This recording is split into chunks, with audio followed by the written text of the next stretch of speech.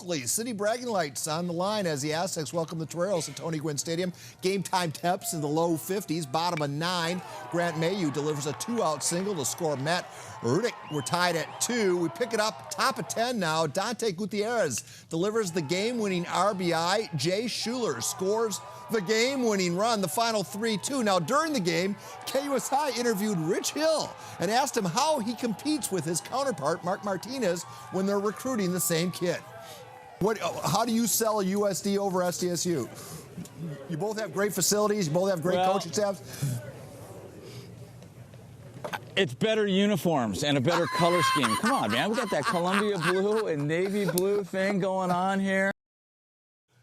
Time now for unprecedented playoff coverage. Rick, say hi. Hi. Maddie, say howdy. Howdy. Milburn, say buenos noches. I'll say correctly, buenos noches. All right, we roll. We start on the prep coverage at Helix. A-seeded Scotties hosting the 9-seeded Cathedral Catholic Dons. Third quarter, sophomore Maurice Holmes with a big block in the paint. But in overtime, the Dons, Obina Awanyu throws down the two-handed dunk and finishes with 18. Dons win this one, the final 63-59. They'll face top-seeded El Camino on Friday. Rick? All right, the Montgomery fans are fired up to see their Aztecs take on Scripps Rancho D2 action. The Falcons' Grant Norberg swishes 3 of his team-high 16. That keeps the Falcons close, but Montgomery counters with Raheem Williams. How about this layup for 2 of his team-high 14? Aztecs advance with the win, the final 53-44. Sinclair. Okay, now for Division II game just down the road at Serra. Q-Dogs hosting Francis Park. In the first quarter, Q-Dogs sophomore Trey Singleton comes from behind to get the block in the paint. Lancers JJ Stinger collects the rebound and scores on the reverse as Parker hangs on to win the final 61-49. It'll be Francis Parker and #1 Montgomery in the quarterfinals. All right, how do you say we get some D3 action over at Mount Miguel? The Matadors playing host to San Ysidro. Jump into the fourth quarter action. This is Mugabe Miller. He gets the pass off to big man CJ Jackson as he finishes with a 2-hand slam. Moments later, not to be outdone, his teammate Justice Chima would also get a huge dunk right there. Matadors roll to the win in this one, the final 106-55, Paul. Well done, Wolf. The Olympian Eagles hosting Mount Carmel in boys hoops. First half, the Sun Devils captain Nathan Middleton scores on the inside right here. Nice left hand. Mount Carmel leading by 3 at the break. Second half, Sean Hernandez from Olympian catches fire. He'll hit 7 3-pointers for a game-high 25. The final 57-50. Eagles soar to victory. Rick. All right, D3 action, 4-seeded Hoover hosting Sweetwater. One of the tighter games of the night. The Red Devils and Neil Ryan Panja Leno. This jumper 2 of his 22. Not to be outdone, though, as Jalen Harrington drives to score 2 of his team-high 28 as the Cardinals hold on to win at the final 71-68. Mad Dog. We move to the field now for some girls soccer action. Eastlake hosting La Jolla. 4th minute, Eastlake's Brittany Boo gets it ahead to Olivia Sikimoto for the goal. 1-0 Titans. Then it's Eastlake Marissa Garcia with the cross to Mackenzie Kimmel. Titans go on to win this one 3-1. The final 3-1. Eastlake wins it. All right, let's head out east to Grossmont as the Lady Hillers play host to Patrick Henry. We go late in the first half. The Foothillers, Amber Howe would get this deep shot from 35 yards out, and she finds the back of the net as they take a 1-0 lead. We'd go ahead to the second as the Patriots' Emma Maxwell would get across the shot from the left side for the score, but unfortunately would not be enough.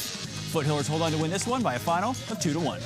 All right, Wolf, the 12-seeded RB Broncos traveling to San Marcos. The Broncos' Jenna Bonker on the breakaway finds the corner of the keep, the onion bag there, 1-0 lead. It's Captain Brianna Lee now. He gets her own deflection and scores the final. The Broncos win this one and advance 2-0 over San Marcos. Willis. All right, D2 soccer, BV taking on Westview. Second half, Westview on the throw, and it's Sophia Lopez kicks it over her shoulder for a 1-0 lead. Then it's Violet Renard for the Wolverines, who lobs it in over the keeper for the score as they go on to win the final 3-0 Westview. Ms. Sinclair. Thanks, Rick. More girls soccer Division I. Mission Hills hosting Mission Vista. First half, Grizzlies corner Megan Ward on the kick, and Monique Ornelias with the header for a 1-0 lead. Second half, it's Ornelias to Lonnie Maynard for the score. The final 2-0 Mission Hills. All right, one more from D2 down south at Olympian as they play host to Francis Parker. The Eagles' Alexa Martinez scores as Olympian goes up 3-0 in the first 15 minutes. Then the Lancers rally behind Maya Pratt-Friedman, who scores to cut the lead to 1. But Olympian would hold on to get the win in this one. The final 3-2. They move on and will face Del Norte on Friday. All right, first round matchup in Division 3. Vista heading south to take on Serra, Michael. The Panthers open the scoring in the first half. Christian Harris takes advantage of a loose ball. Number 11, Vista's looking for the upset with that score, but in the 3-minute span, the Conquistador freshman Logan Roscoe scores not once but twice as Serra rolls to a 3-1 win. They will play number 3 seed Escondido Charter in the quarterfinals. Mr. Willis. All right, how about some girls soccer Division 4 first round? Maranatha hosting Calexico, making that long trip. Maranatha Christian keeper Devin Bell holds Calexico scoreless for 94 minutes, but with a minute left in overtime. Lady Bulldog Genesis Villarreal Porches finds the back of the net for the sudden death win. A 1-0 Calexico advances to the D4 quarterfinals as they'll face Modern Day on Friday. Madison. We jump in the pool now for girls water polo Division 1 semifinals at El Camino facing West Hills. Fallon Burnworth netting a hat trick for a 5-3 halftime lead. In the second half, El Camino Mia Barr scores her 3rd goal. The final 7-5 Wildcats win it. They get the winner of this next one, Milburn. Oh, it sounds so much better coming from you, Maddie, than it does from Paul. What do you say we do game number 2, Vista against Westview. 2 minutes remaining. Vista's Summer Watson gets her 2nd goal of the game to tie things up at 2 apiece. But with just 55 seconds left, Westview's Julia DeRunis with her 2nd goal as that seals the win for the final 3-2 Westview. Finals are set, Westview El Camino on Saturday. Kids, we got through it all in record time. I wonder if you could share some final thoughts with the viewers. Let's start with you, Wolf. Well, I just got one. All the highlights we just read, if you want to watch them again, they'll be up on KUSI.com before the stroke of midnight. And while you're on KUSI.com or any of our social media platforms, don't forget to cast your vote in the CF Battle of the Fans contest. Right now, the votes are coming in at a historic pace. Not place, but that's how it's spelled in there. Winners will be declared a week from Wednesday.